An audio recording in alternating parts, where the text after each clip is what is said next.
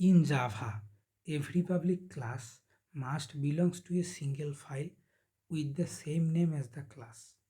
For example, if we want to create a public class called person, then the corresponding file name must be person. Now let's change the class name to student without changing its corresponding file name. If we do so, the code will no longer compile because the file name and the public class name don't match. Let's add more than one public class in a single file and try to compile the code. Here we have two public classes. One is person and the other is student. Let's run it. It did not compile successfully.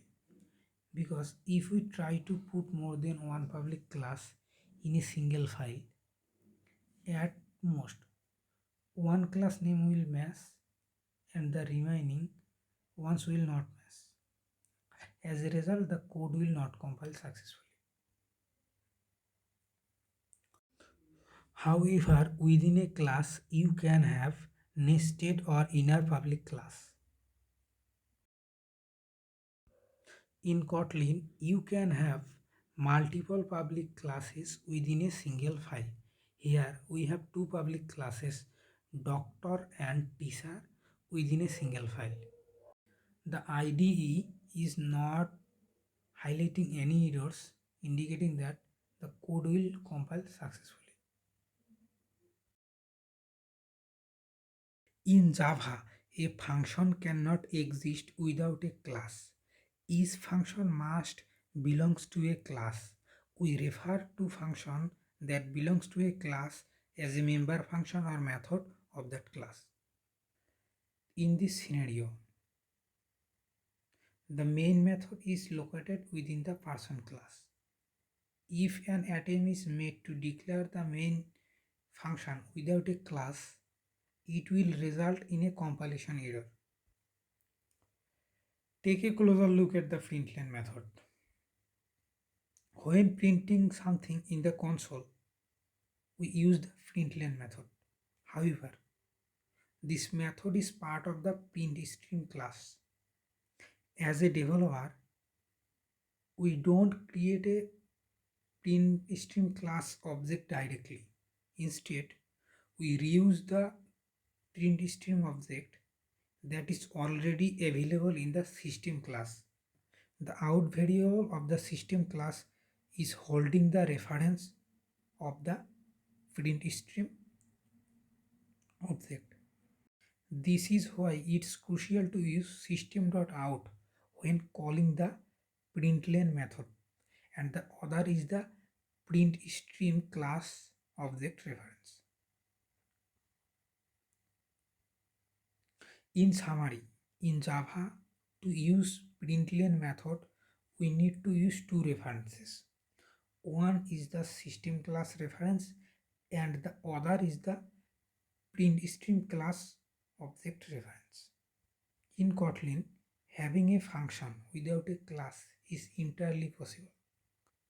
This allows us to create main function without need for any class. However, println is an independent function in Kotlin, so we don't need to create printstream class object to access it. Hence, we can directly access println function in Kotlin without using any class or object reference. In most of the cases in Kotlin, the semicolons are optional. For instance, with our println statement, compiling the code without semicolon is successful.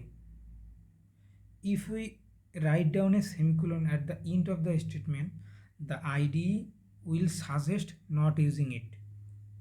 However, in Java, if we try to run a code that has at least one statement without a semicolon, will causes a compilation error. There are some use cases in Kotlin where semicolons are mandatory to use. One such case is when we want to place multiple statements within a single line. For instance, here we write down two println statement in two different lines. So it's okay to not use a semicolon. However, if we want to put multiple statement here, the two statement within a single line, then we have to use a semicolon to separate them, otherwise it will cause a compilation error. Another use case where the semicolon is mandatory to use when we declare an enum class that contain both instance and methods. To indicate the int of the instance declaration, we must use a semicolon at the conclusion of the instance declaration. Otherwise, it will result in a compilation error. Note that if the enum class has only instances and no methods, it's perfectly fine not to use a semicolon.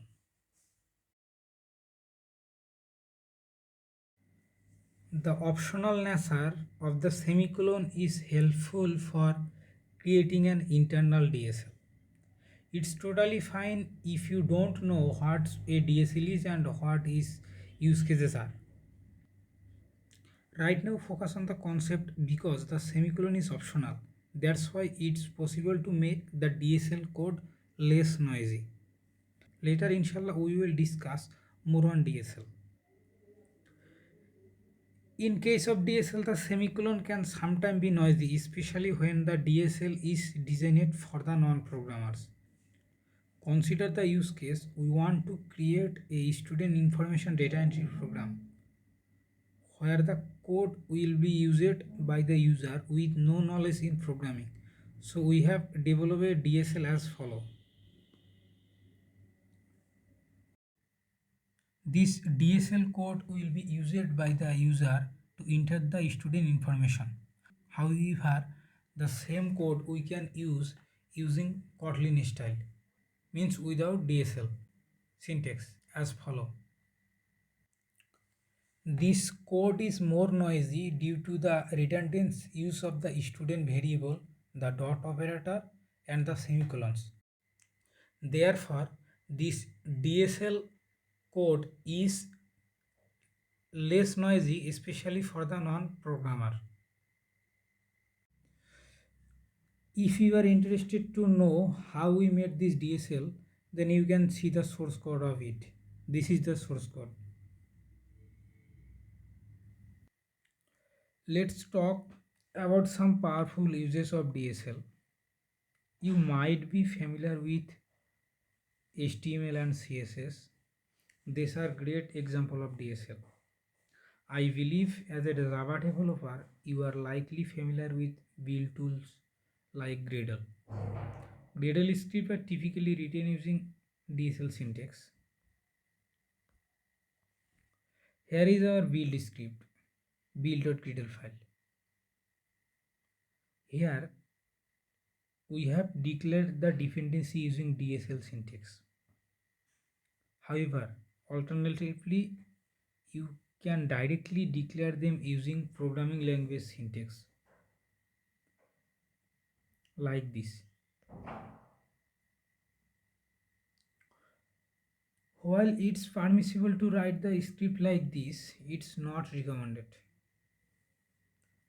DSL has more powerful use cases. So this is the main motivation behind making the semicolon optional.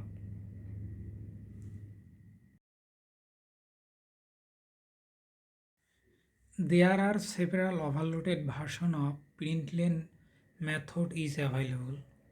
Most of the time we use the method that takes a string as input.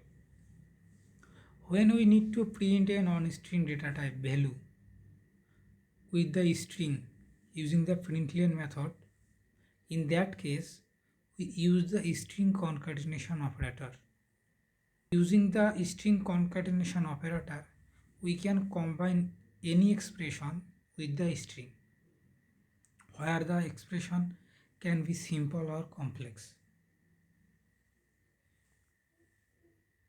Here, X and Y variable represent simple expression. If you forget the concept of expression, don't worry, we will recap it later. Right now, focus on how we can use expressions with the concatenation operator. Kotlin also allows the use of concatenation operator, but it is not recommended to use because the Kotlin offers an excellent alternative to string concatenation called template string. With the template string in Kotlin, you can have a single string where you can directly reference an expression by using a dollar sign before the expression. If the expression is complex enough, it's mandatory to wrap the expression using curly braces. In Kotlin, if statement is an expression, so we can directly reference it within a template string. While it's not the cleanest code practice, we use it the example of placing a complex expression inside a template string for the purpose of explaining how template strings works in Kotlin.